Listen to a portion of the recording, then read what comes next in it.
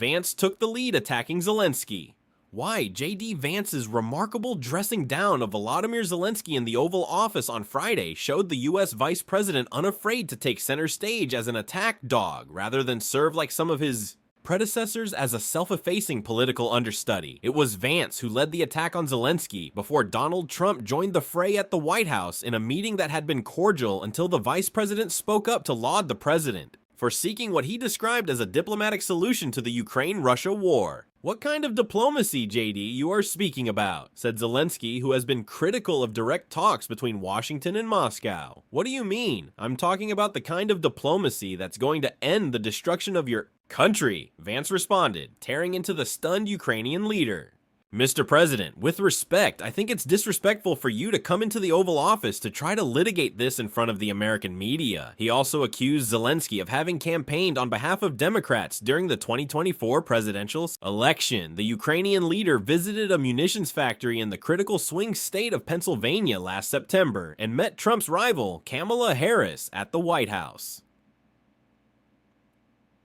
Vance's upbraiding of Zelensky drew broad support among Republicans. "I was very proud of J.D. Vance standing up for our country," said South Carolina Senator Lindsey Graham, a longtime advocate for Ukraine and a foreign policy hawk. He suggested Zelensky should resign. Alabama Senator Tommy Tuberville referred to Zelensky as "that Ukrainian weasel." Congressman Mike Lawler of New York was more measured, saying the meeting was a missed opportunity for both the United States and Ukraine. Vance's remarkable attack on a visiting head of state is not typical for a U.S. vice president. Their job is often, but not always, to help get the president elected and then sit quietly at their boss's side, to be a loyal lieutenant representing the president on foreign trips, standing by, one heartbeat so they say, from the presidency. The contrast with Trump's first VP, the much more mild-mannered Mike Pence, could not be greater, but Vance, who is widely seen as serving to articulate the rationale behind Trump's foreign policy gut instincts, has long been outspokenly skeptical of U.S. aid to Ukraine. When he was running for the Ohio Senate in 2022, Vance told a podcast, "I've got to be honest with you, I don't really care what happens to Ukraine one way or the other." The vice president derided Trump as an idiot 8 years ago, before a political evolution that culminated in him becoming heir apparent to the president's Make America Great Again movement. Despite Vance's popularity among conservative voters, Trump recently said in a Fox News interview that it was too early to tell whether the vice president would be next in line to run for president in 2028. Undeterred, Vance seems to be developing a role as a political brawler for Trump, going even further than the president in his outspoken criticism of the administration's foes. One common thread is that many victims of Vance's tongue-lashing are America's allies. It began at the Munich Security Conference last month, a regular port of call for a U.S. vice president. Kamala Harris would frequently make unmemorable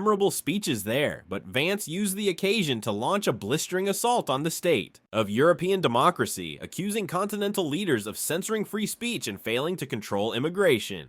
"If you're running in fear of your own voters, there is nothing America can do for you," he said. The audience of politicians, generals, and diplomats was horrified. This was not the usual and now widely accepted argument that Europe should do more to pay for its own defense and security. This was a full-blown ideological assault, a sign that the U.S. under Mr. Trump is not just pivoting away from Europe, shifting its security focus to China, but is also seeking to promote its own Trump-style populism on the European continent. Not for nothing did Vance have dinner after his speech with the leadership of Germany's far-right AfD party. His speech provoked a backlash from European leaders, writers, and academics, yet Vance chose to take them on online, engaging in detailed exchanges on X with several, including the historian Niall Ferguson. Vance accused him of moralistic garbage, historical illiteracy, and, worst of all, of being a globalist. And if that was not enough, Vance even chose to have a go at the UK Prime Minister in the Oval Office himself earlier this week out of nowhere. He told Sir Keir Starmer that there have been infringements on free speech that actually affect not just the British, of course what the British do in their own country is up to them, but also affect American technology companies and, by extension, American citizens. The Prime Minister pushed back firmly, saying, "In relation to free speech in the UK, I'm very proud of our history there.